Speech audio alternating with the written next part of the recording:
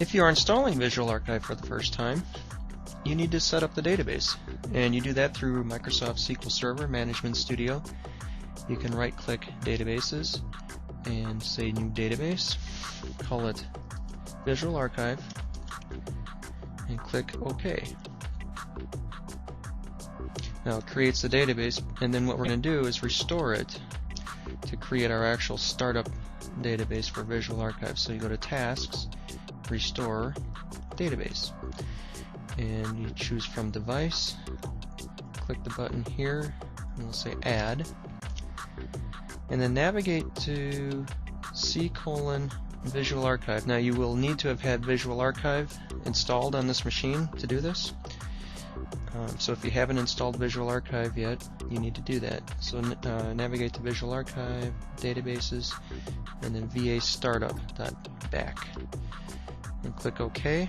Now click the checkbox here to restore, and one other thing is under Options, make sure you overwrite existing database. And we'll press OK. And the restore of Visual Archive was completed successfully, so that's good. We now have our startup database. And one additional thing, if you did install this on a different server from your Visual Shop server, you'll need to run add-link server, and you do that. The code, the general code for that, can be found in the Visual Archive help file under Setup. So I'm just going to copy that code and paste it into our query, and then what you do is just simply add the Visual Shop server name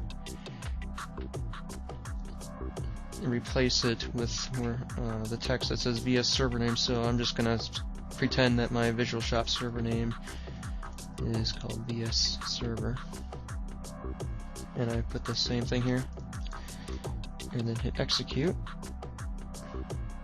and it says command completed successfully. So I'm going to close that. We're not going to save that. And one final thing then is we have to open our Visual Archive.ini file,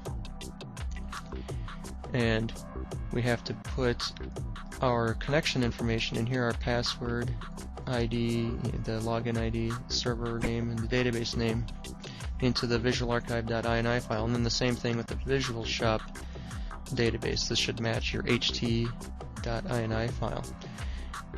And after you make those modifications, you will then be able to log into Visual Archive. And to try it out, go to Start, Visual Archive,